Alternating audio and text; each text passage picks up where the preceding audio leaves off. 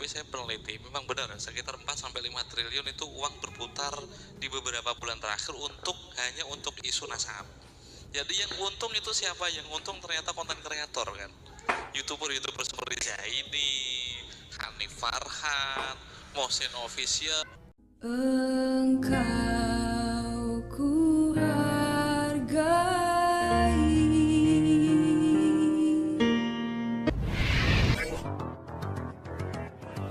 Assalamualaikum warahmatullahi wabarakatuh. Om Swastiastu, Namo Buddhaya, salam kebajikan. Kembali bersama Tol Langit 9 dari Duta Pandrita Lukti, Kabupaten Bulukumba. Beberapa hari yang lalu di Jember dilakukan seminar terkait soal nasab, dan saya kira sudah kita tahu semua bahwa yang melakukan seminar itu adalah orang-orang yang pro dengan kalangan Ba'alawi, dan bahkan pembicaranya adalah pembicara tunggal, yaitu Rumail Abbas atau yang biasa dipanggil dengan Gus Rumail. Ada sesuatu hal yang menarik dalam pernyataan tersebut. Salah satunya itu adalah adanya pernyataan tentang triliunan uang yang beredar selama diskursus soal nasab ini terjadi di media sosial, dan bahkan dengan berani Rumail Abbas menyebut satu nama, sekalipun nama-nama yang disebut itu saya kira hanya berupaya untuk menjawab pertanyaan seadanya saja, karena kalau kita lihat dari substansinya, mereka-mereka yang disebutkan namanya sebagai youtuber yang dianggap mendapat manfaat dari isu nasab ini, salah satunya adalah Gus Zaini, kemudian Hanif Farhan, dan Gus Mohsin ya. Tentu kita semua tahu betul bahwa jauh hari sebelum pernasaban ini beredar viral, itu mereka semua sudah menjadi youtuber. Jadi mereka bukan menjadi youtuber wujud-wujud hanya karena persoalan nasab yang dibahas. Hal lain saya kira adalah bagaimana Rumail Abbas mencoba menyederhanakan persoalan nasab ini.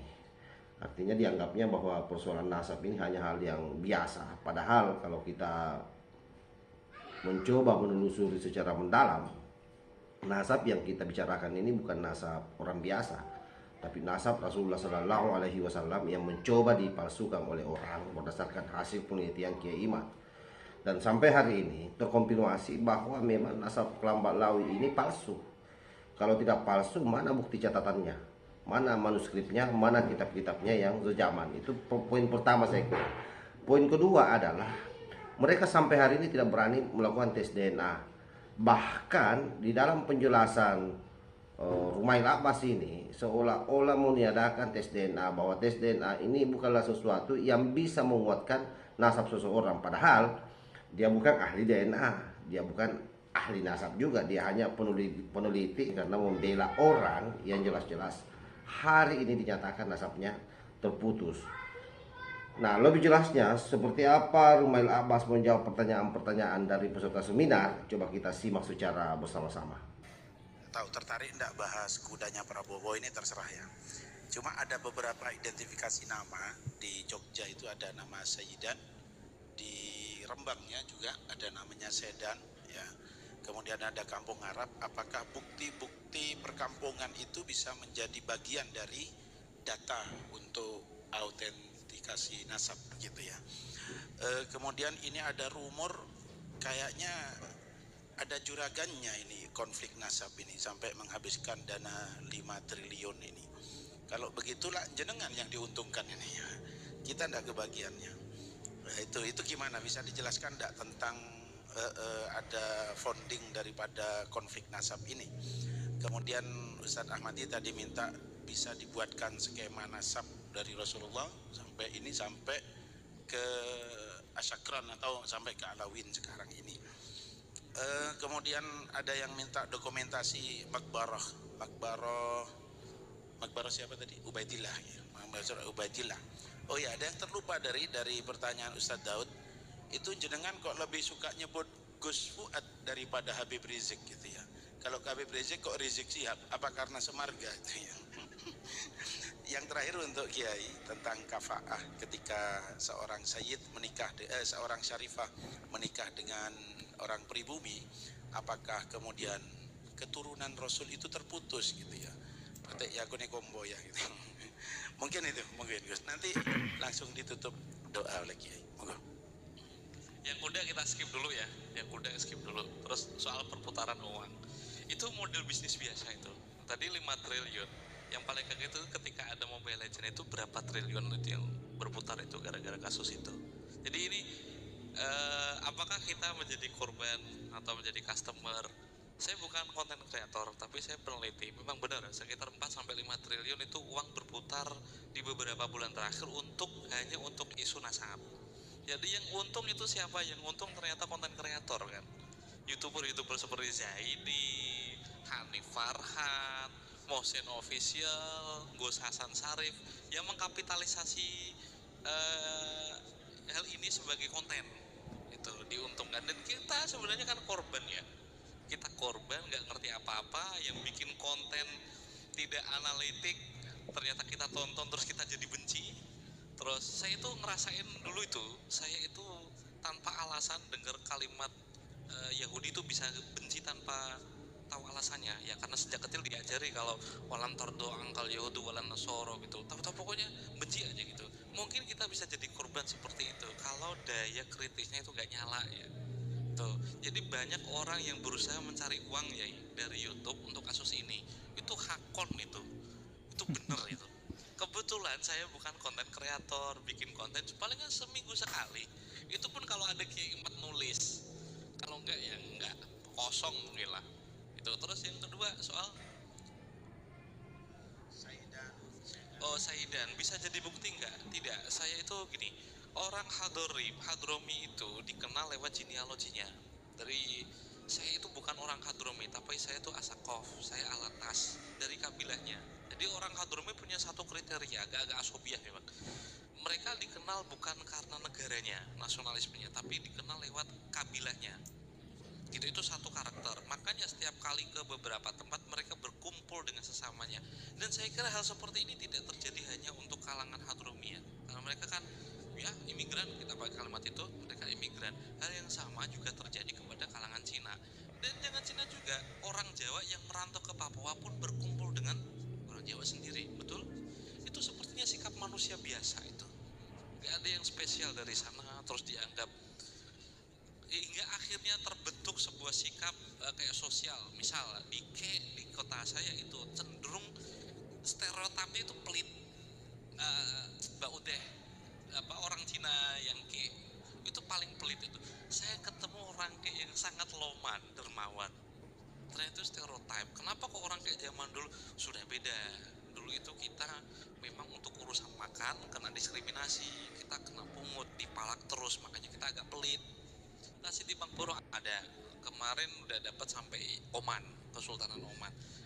Tempat pertapaan, saya pakai pertapaan, tempat pertapaannya Sohib Mirbad alhamdulillah juga sudah. Jadi saya tuh ngerasa Wali Songo, zuriyahnya itu punya satu karakter yang sama, senang bertapa, senang humul. Beberapa datuk-datuknya Alawi itu seperti itu. Kenapa? Ini mungkin jadi hipotesa, kenapa baru sejak abad ke-8 Alawiyun baru dinotis oleh ulama? Karena seringnya kumul itu. Itu kan budaya yang sama persis diwariskan oleh Songo kepada kita kan. Mungkin karena gen ya sebagai kakak adik mungkin bisa berbeda, itu sebuah keniscayaan. Tapi ada satu yang agak mirip, salah satunya itu menyukai puji-pujian gending yang diciptakan oleh Songo. Lantunan Simtodurur sama gending yang diciptakan Wali Songo itu kan seharusnya kan mirip, sama-sama musik. Ya entah dengan menerjemahkan seperti apa, itu sama-sama musik bagi saya. Itu kan ada intonasi, ada lantunan, ada takte yang dilantunkan seperti ini, hati menjadi agak tersentuh, bisa nangis juga. Kadang-kali lantunan itu kan bisa membuat manusia itu cukup paradoks. Manusia kan bisa menangis ketika dia bahagia, tapi di waktu berduka pun dia bisa menangis. Yang dilakukan kan sama, menangis ya, dia bahagia gitu. Terus yang terakhir soal apa itu? Oh ya, di PBNU. Saya udah nanya ke Mas Yahya. Hal ini itu harus diselesaikan oleh non struktural ini. Nggak boleh dibawa-bawa atas nama NU, karena ini perkara terlalu sepele dan tidak ada maslahat. masalah hal itu muncul bagi orang-orang yang membenci saja itu. Mereka saling membenci, ngapain NU ngefasilitasi orang yang saling membenci? Untungnya apa? Beda kalau ini ada kemaslahatan. Misal kayak kemarin itu isu tentang perampasan aset, itu kan ada manfaatnya. Orang koruptor duit rakyat juga. Kalau ini kan ada dua orang yang bertikai atau dua kabilah yang bertikai. Masa NU harus digeret-geret untuk perkara yang tidak masuk akal seperti ini? Kemaslahatannya apa? Itu bisa diselesaikan secara kultural gitu.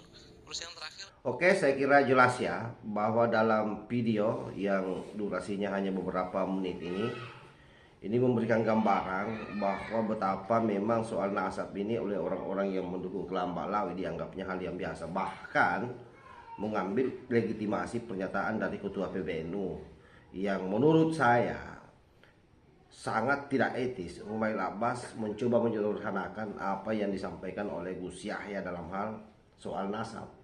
Nah, hanya saja memang saya kira siapapun bisa berwacana, siapapun bisa membangun asumsi atas nasab Kelam Balawi ini. Tetapi bagi kita semua harus tetap kokoh, berdiri tegak lurus, bahwa selama tidak ada yang bisa membantah hasil penelitian Kiai Imanuddin Usman Al-Bantani terkait soal nasab Kelam Balawi yang rungkat, maka sejauh ini juga kita harus tetap yakin bahwa memang mereka memiliki nasab yang palsu, alias mereka memang orang-orang yang berdarah Yahudi kalau berdasarkan hasil tes DNA yang sudah terblow up ke permukaan. Karena itu kemudian kenapa adabnya bermasalah, kenapa cenderung tidak beretika, kenapa mereka senang menyebar hoax, kenapa mereka senang mencaci maki pemerintah. Ini kan dari runutan-runutan masalah-masalah atau peristiwa seperti itu, tidak akan mungkinlah keturunan Rasulullah Shallallahu Alaihi Wasallam bersikap seperti itu. Jadi dari situ saja sudah bermasalah. Apalagi kalau sudah masuk dalam kajian kitab atau ilmiah. Kalau mencoba kita lihat dari deretan kitab-kitab mulai dari abad 3 Hijriah, 4 Hijriah, 5 Hijriah tidak muncul namanya sebagai anak dari Ahmad bin Isa. Ya, apalagi yang mau dibilang, belum lagi waktu disuruh tes DNA mereka semua menolak dan bahkan tudingannya luar biasa, dianggapnya bahwa tes DNA akal-akalan dan itu proyek Yahudi.